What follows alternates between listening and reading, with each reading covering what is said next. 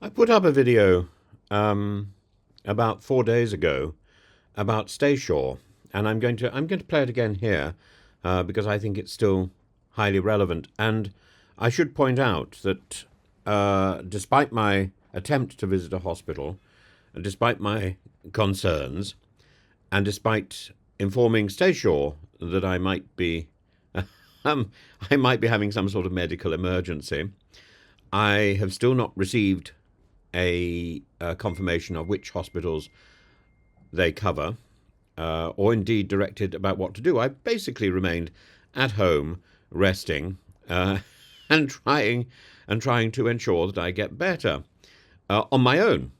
And so, if there is a medical emergency, Staysure, this insurance company that I signed up for travel insurance, doesn't seem to be remotely interested. I got an email yesterday telling me that they were sorry that I was poorly, and that they were actually controlled by a different company, Great Lakes and something else, and that they would be in touch with me later on. Actually, I think that was Thursday. I've still heard nothing, and I'm still basically encased in my bedroom,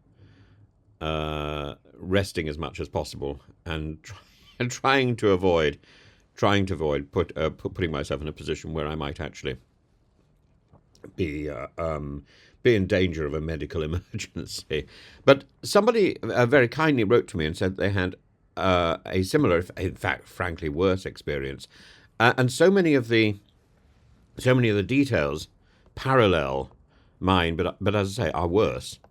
And I think people need to know that Staysure doesn't provide security, doesn't provide assurance, and doesn't seem to provide a service, which is very sad. That said, I must point out that I spoke to a number of people who were monumentally delightful, and one of whom needs calling out, a fellow called Adrian, who could not have been more attentive and called me back later to find out whether or not Staysure had actually been in touch after he raised a complaint for me. He stayed on the phone for about 30 minutes, and I passed him to officials in the hospital which I had visited, and they assured him that although the Staysure people insisted that the hospital was on their list, they assured him that they didn't know of Staysure, that they didn't trust British insurance agencies because they'd been duped in the past, and that although they were more than happy to offer me a discount to be treated, they were not prepared to accept Staysure as my as my proffered insurance company and guarantee. So let me first of all play you what I posted the other day. Hello, I've spent the morning in a hospital, or much of the afternoon. Yesterday I thought I had a little medical emergency, and I checked my health insurance, which was a nightmare to do. And I'm insured by a company called Staysure, and it deals with travel insurance and health insurance. And clearly, it seems to me to be a very dodgy organisation. So yesterday I spoke to four people. I think one of them was charming, called Damien. And then today I spoke to a further 3 people. And today I thought, I'm really not feeling well. I need to get myself looked at. And I went to a hospital nearby, and I spoke to Staysure, who rang me actually to say that, as far as they were concerned yesterday, their behaviour was impeccable. I disagree. And it turns out that I've actually got 2 concurrent things for Staysure, one of which they've now cancelled. So I was insured twice. And at one point, I think 3 times with the same company. So,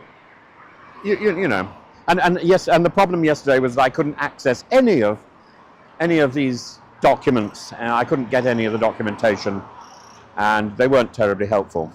I've got it now, and So the trick is you're supposed to call a number, which is the medical emergencies number.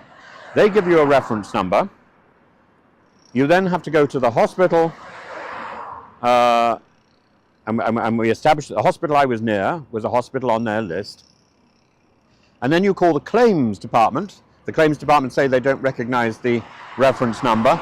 I have to call Staysure. Anyway, the long and short of it is that the hospital does not recognize Staysure.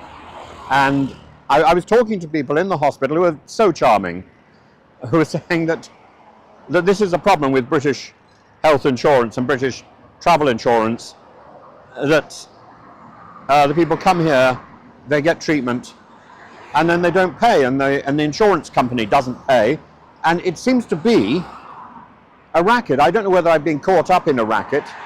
I feel exhausted. If it's not just simply that I don't feel well, it's that I feel exhausted because of the bureaucracy which seems to have chased me across the continent from Britain. And I spoke to such a charming fellow in South Africa, and I actually put him onto a fellow in the hospital who spoke very good English. And so it's all now properly recorded. I filed a complaint, and I have no idea what I do now. So I think we just sort of grin and bear it, and just assume I'm going to get well of my own accord.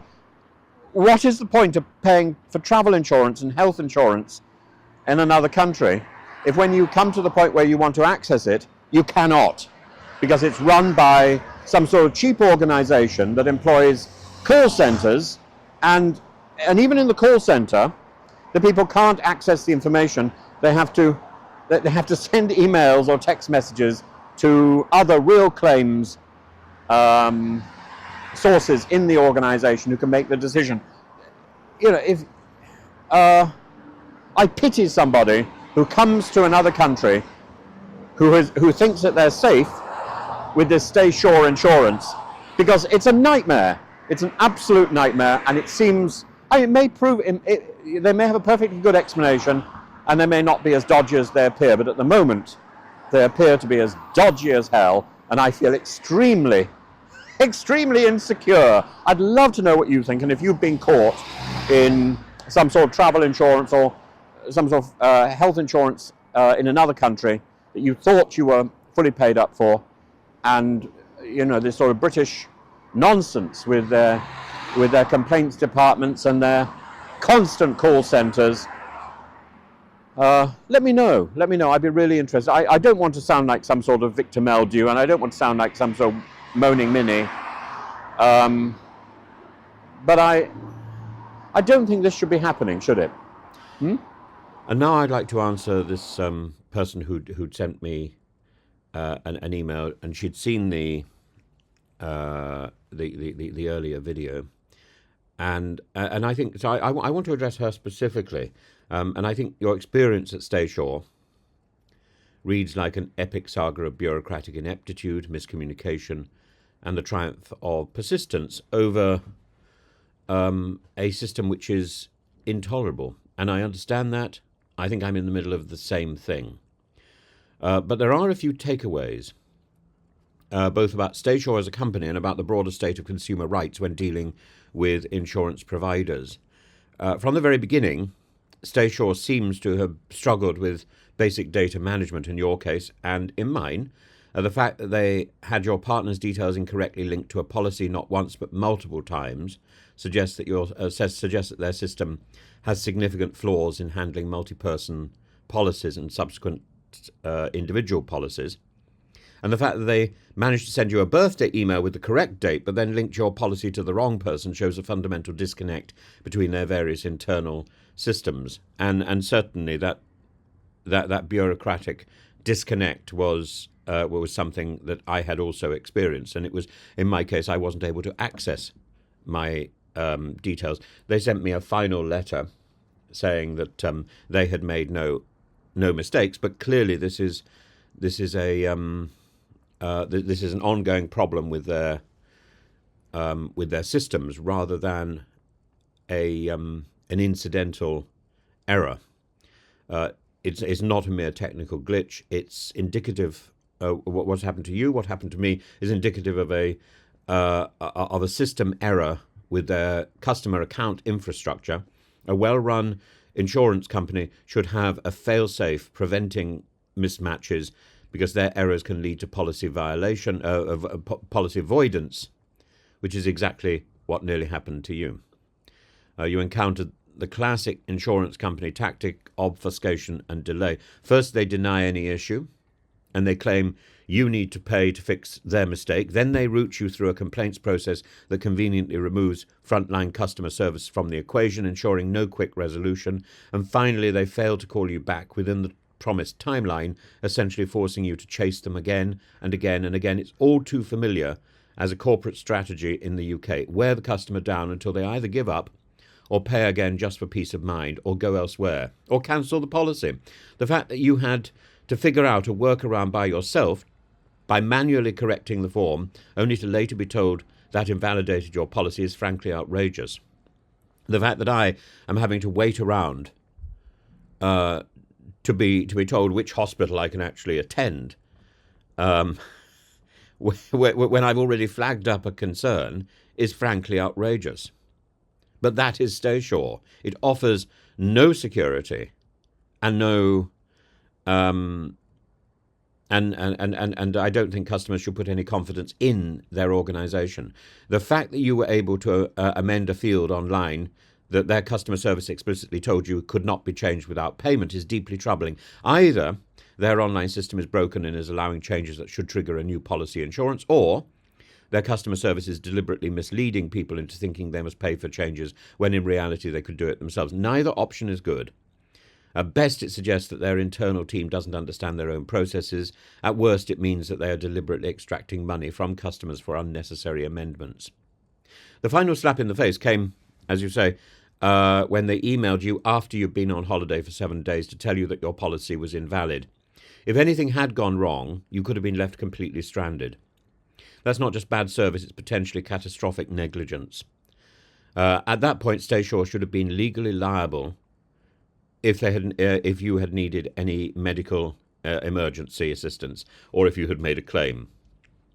Had you suffered an accident abroad, you could have found yourself in a nightmare scenario of being uninsured despite believing that you were fully covered. It's telling that they eventually refunded you without admitting fault, but this is a hallmark of large bureaucratic entities that cannot afford to acknowledge errors publicly, because it would open the floodgates to other claims. Instead, they reimburse only the most persistent customers while maintaining the illusion that the company itself is faultless. They will offer you money, and then when you finally receive it, you will be told it's a token. It's a gesture of I can't remember what it's called. Anyway, it's a gesture, a one-off gesture. Goodwill gesture, that's what it's called. It's a classic corporate risk management strategy. Avoid setting a precedent of liability, keep the language vague, just pay enough to make the problem go away. And then, if possible, threaten the customer as well. We didn't like your language, you were condescending to our agents, or whatever. What this entire saga demonstrates is that the level of care we are paying for with companies like Staysure is often illusory. Travel insurance is meant to provide peace of mind, but if the administrative side is so fundamentally broken that you cannot trust the policy you receive, then what exactly are you paying for? The case that this person who wrote to me highlights, and the case that I'm going through at the moment, highlights the need for stronger customer protections, stronger consumer protections. Insurers should not be able to invalidate policies because of their own data handling errors. They should be bound by the offers that they make.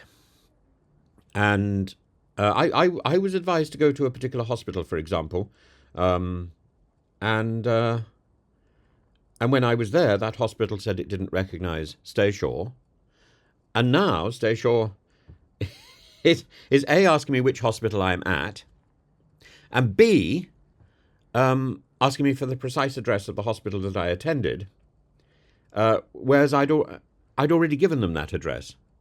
I've given them that address again, and they're suggesting that they only deal with hospitals in the European side of Turkey, I think. But again, the email that they sent me was couched in such bad English that it's almost incomprehensible. And that is another, I think that is another trick, along with using the language of command, using words like obviously and yourself and so on, to try to kowtow the customer who is caught up in this misery and is supposed to express gratitude. I have no gratitude to Staysure. There needs to be better regulatory oversight. If a company's system allows details to be so easily mismatched, then the Financial Ombudsman Service should be taking a serious look at Staysure. But instead, the problem with the Financial Ombudsman is it deals with individual complaints rather than taking a much more general overview. It needs to take that general overview as well, and to look at the sheer. If I can put out a video, and within a couple of hours I have personal text messages and emails telling me that people have experienced similar problems, but didn't want to go on record online to say so, then that tells a very big story, doesn't it? That Staysure is not necessarily an honourable company. I wrote to Staysure and said, "Is this a scam institution?" And they didn't exactly answer that question, so maybe it is.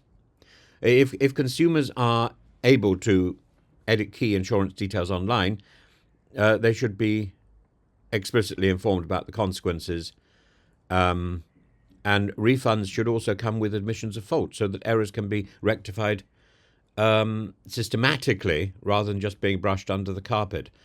What Staysure seems to generate is weeks of stress, multiple phone calls, and the problem of being uninsured or on a holiday, or indeed being insured and not being able to use that insurance, because there is no direction, and I don't feel safe with Staysure at all. If anybody else has experiences of Staysure or other travel insurance companies, which cover travel, loss of goods and health problems, then please get in touch with me. I'd be really interested to know whether or not I am in the middle of something which is completely peculiar and a one-off, or whether when other people have these crises, they find that their insurance companies are not really very helpful, and are evasive. But I think it's now Saturday. I think